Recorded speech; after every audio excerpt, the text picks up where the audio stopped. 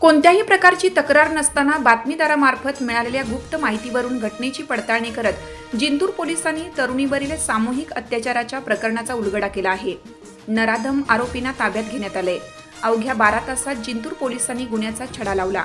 आरोपींना रविवारी 19 ऑक्टोबर रोजी दुपारच्या सुमारास परभणी येथील न्यायालयात हजर करण्यात आलं।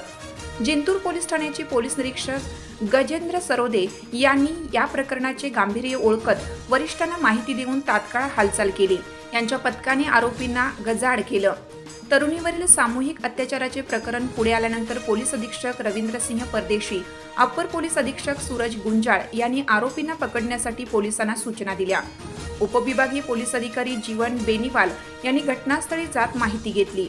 पोलीस निरीक्षक गजेंद्र सरोदे, स्थानिक गुन्हे शाखेचे पोलीस निरीक्षक विवेकानंद पाटील, सहाय्यक पोलीस निरीक्षक बालाजी पुंड, पोलीस अंमलदार गुंगाने, वाघमारे, जिया खान, माणिक डुकरे, राम पौळ, नामदेव डुबे, मुकेश बुधवंत, पांडुरंग तूप सुंदर, सिद्धेश्वर साटे, सहाय्यक पोलीस निरीक्षक कावळे, पुंगळे यांच्या पथकाने आरोपींना ताब्यात घेतलं, अशी माहिती जिंतूर तालुक्यातील भोगावदेवी संस्थान इटोली शिवारात एका 18 वर्षीय तरुणीवर सामूहिक अत्याचार झाल्याची घटना 14 ऑक्टोबर रोजी दुपारी 12च्या सुमारास घडली होती। सुरुवातीला सदर प्रकरणाची कोणतीही चर्चा झाली नाही, मात्र या प्रकरणाची चर्चा बातमीदारांमार्फत जिंतूर पोलिसांना माहिती मिळाली। पोलिसांनी थोडाही वेळ न घालवता कोणतीही तक्रार नसताना आरोपीचा शोध सुरू केला।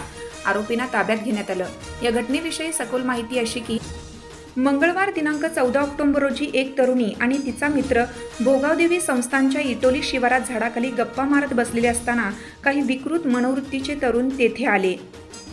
सामूहिक अत्याचाराची घटना पुढे आल्यानंतर पीडितेचा शोध घेण्यात आला। पोलिसांनी तिला विश्वासात घेतलं। भय, धक्का आणि दुःखामुळे पीडितेने मौन बाळगले। पोलीस अधीक्षक रवींद्रसिंह परदेशी यांनी स्वतः पीडितेचे समुपदेशन करत तिला विश्वास दिला। त्यानंतर पीडिता बोलती झाली। तिने घडला प्रकार सांगितला। संगनमताने तिच्यावर अत्याचार केला। तरुणी जवळील रोकड काढून घेतली। इतकंच नव्हे तर कृत्याची आरोपींनी व्हिडिओ चित्रफित तयार करून त्याचा गैरवापर करण्याचा प्रयत्न केला। पोलिसांना याची माहिती मिळाल्यावर या प्रकरणात करण मोहिते, साबेर सत्तार, कुरेशी, शेषराव शेवाळे या तिघांना अटक करण्यात आली। ही चित्रफित तयार करणाऱ्यांनाही ताब्यात घेण्यात आलं आहे। जिंतूर पोलिसात पीडितेने दिलेल्या तक्रारीवरून 19 ऑक्टोबर रोजी करण, शेषराव, साबेर, मुन्या, अर्जुन, लखन यांच्यावर गुन्हा दाखल करण्यात आला आहे। आरोपींमध्ये एक विधी संघर्षित बालक देखील आहे।